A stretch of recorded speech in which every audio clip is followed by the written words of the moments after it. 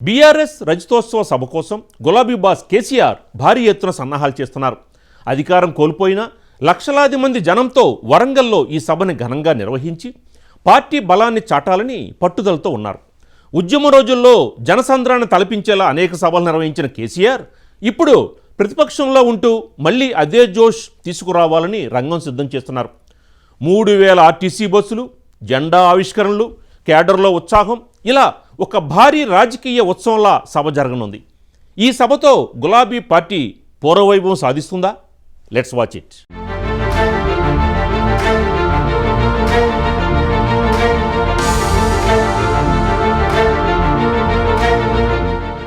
BRS ఆవిర్భావ రజతోత్సవ సభకు ఏర్పాట్లు ముమ్మరంగా సాగుతున్నాయి. లక్షలాది మందితో జరిగే ఈ భారీ బహిరంగ సభ కోసం గులాబీ నేతలు విభిన్న పనుల్లో నిమగ్నమయ్యారు. సభా ఏర్పాట్లు, ప్రభుత్వ, ప్రైవేట్ వాహనాల సమీకరణ, అన్ని నియోజకవర్గాల్లో సన్నాహక సమావేశాలు, నిధుల సేకరణ, మండే ఎండల దృష్ట్యా మజ్జిగ ప్యాకెట్లు, వాటర్ బాటిళ్ల పంపిణీ, ఇలా అన్నీ చకచకా జరుగుతున్నాయి. ఈ సభను గులాబీ పార్టీ అత్యంత ప్రతిష్టాత్మకంగా తీసుకుంటోంది. దీన్ని విజయవంతం చేసి ప్రజల్లో సానుకూల వాతావరణం సృష్టించాలని నేతలు భావిస్తున్నారు. అధినేత కేసీఆర్ ప్రసంగం కేడర్లో జోష్ నింపుతుందని కూడా అంటున్నారు.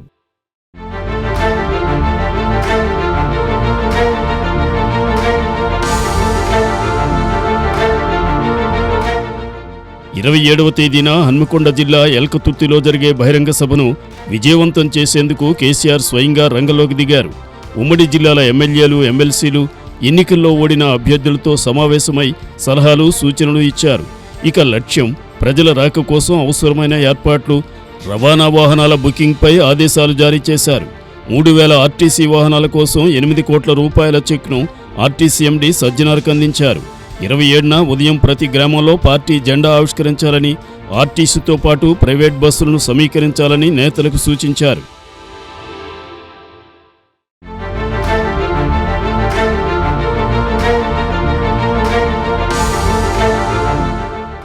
ఇప్పటి వరకు వరంగల్లో జరిగిన బీఆర్ఎస్ బహిరంగ సభలన్నీ విజయవంతమవడంతో అది పార్టీకి సెంటిమెంట్గా మారింది.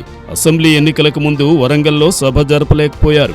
అసెంబ్లీ ఎన్నికల తరువాత జరిగిన లోక్సభ నియోజకవర్గాల సమీక్షల్లో వరంగల్లో బహిరంగ సభ జరపకపోవడమే వాటమికి కారణమైందని కొందరు సెంటిమెంట్ను ముందుకు తెచ్చారు. సభ జరిగి ఉంటే అనుకూల వాతావరణం ఏర్పడేదని అభిప్రాయపడ్డారు. ఈ సెంటిమెంట్ను అనుసరిస్తూ రజతోత్సవ సభకు ఊరుగల్లు గడ్డను వేదికగా నిర్ణయించారు కేసీఆర్. ఇక ఆసక్తి రేకెత్తిస్తున్న మరో అంశం కేసీఆర్ ప్రసంగం. 25 ఏళ్ల పార్టీ ప్రస్థానంపై, మరోసారి అధికారం చేజిక్కించుకునే లక్ష్యంపై కేసీఆర్ ఎలాంటి అంశాలను లేవనెత్తారు, కాంగ్రెస్, బీజేపీలపై ఎలాంటి వాగ్బాణాలను సంధిస్తారన్నది ఆసక్తికరంగా మారింది. ప్రధానంగా కాంగ్రెస్ ఎన్నికల హామీల అమలు తీరుపై ప్రసంగం సాగనుందని, పార్టీ కార్యాచరణను ప్రజలకు వివరిస్తారని తెలుస్తోంది. ఇన్నాళ్ళు ప్రభుత్వంపై ఎందుకు మాట్లాడలేదో, రాష్ట్రంలో, కేంద్రంలో ఏం జరుగుతోందో ప్రజలకు చెప్పనున్నట్లు ఆ పార్టీ వర్గాలు అంటున్నాయి.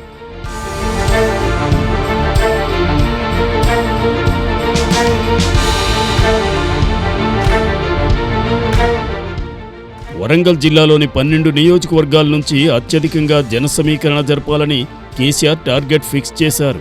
ఉమ్మడి వరంగల్ చుట్టూ ఉన్న నియోజకవర్గాల నుంచి కూడా ఎక్కువ మందిని తీసుకురావాలని లక్ష్యం నిర్ణయించారు.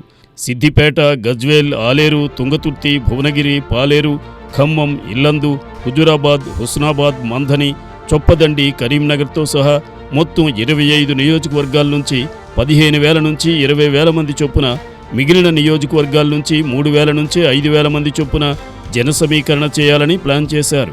ఎండాకాలమైన జన సమీకరణలో తేడా రావద్దని, రిస్క్ ఉన్న లక్ష్యం సాధించాలని నేతలకు సూచించారు కేసీఆర్.